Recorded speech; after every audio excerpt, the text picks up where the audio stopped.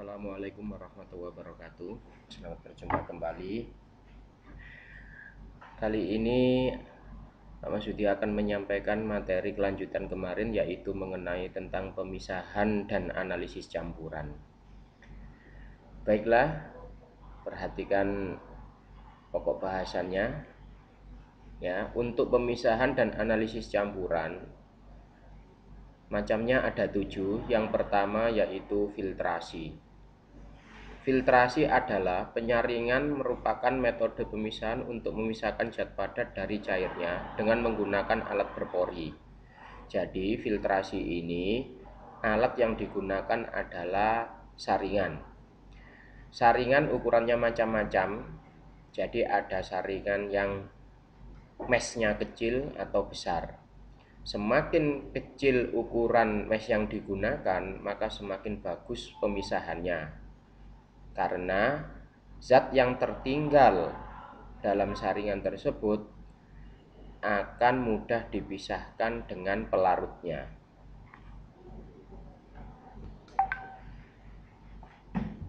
Berikutnya yang kedua adalah pemisahan dengan cara sublimasi.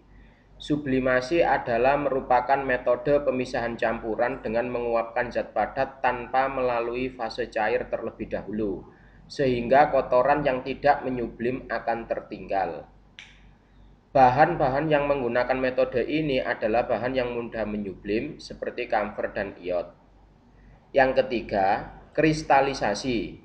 Kristalisasi adalah metode pemisahan untuk memperoleh zat padat yang terlarut dalam suatu larutan.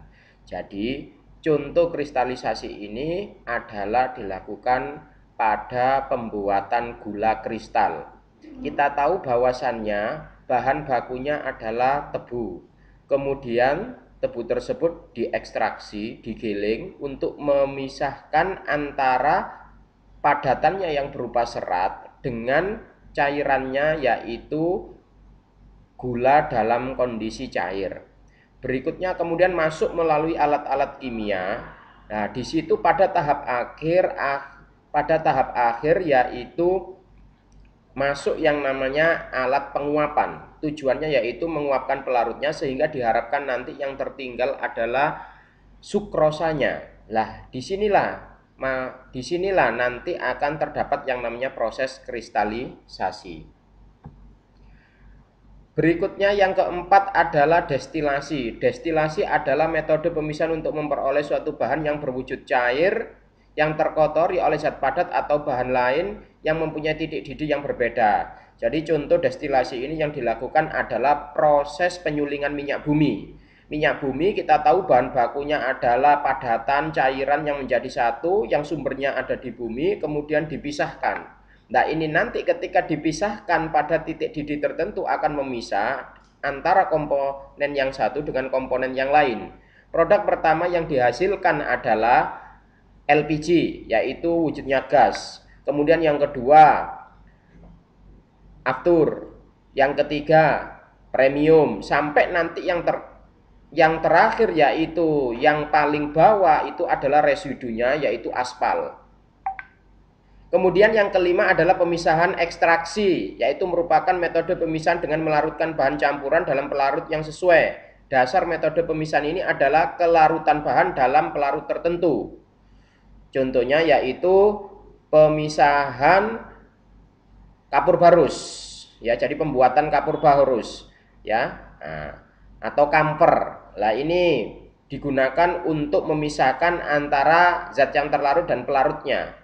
Keenam adalah adsorpsi, yaitu merupakan metode pemisahan untuk membersihkan suatu bahan dari pengotornya dengan cara penarikan bahan pengadsorpsi. Contohnya adalah pemisahan zat warna. Ya, jadi zat warna dipisahkan dengan yang namanya zat cair, contohnya misalkan air, dengan proses penyerapan.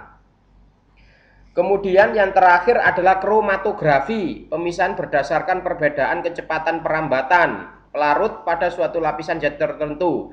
Dasar pemisahan metode ini adalah kelarutan dalam pelarut tertentu, di mana daya adsorpsi oleh bahan penyerap dan volatilitas daya penguapan. Contohnya yaitu proses kromatografi sederhana adalah kromatografi kertas untuk memisahkan tinta. Demikianlah materi untuk pemisahan campuran. Untuk selanjutnya, maka akan dilanjutkan mengenai tentang cara-cara pemisahan campuran berdasarkan sifat fisika, kimia, dan metodenya. Kiranya yang dapat saya sampaikan, kurang lebihnya saya mohon maaf. Akhirul kalam, wassalamualaikum warahmatullahi wabarakatuh.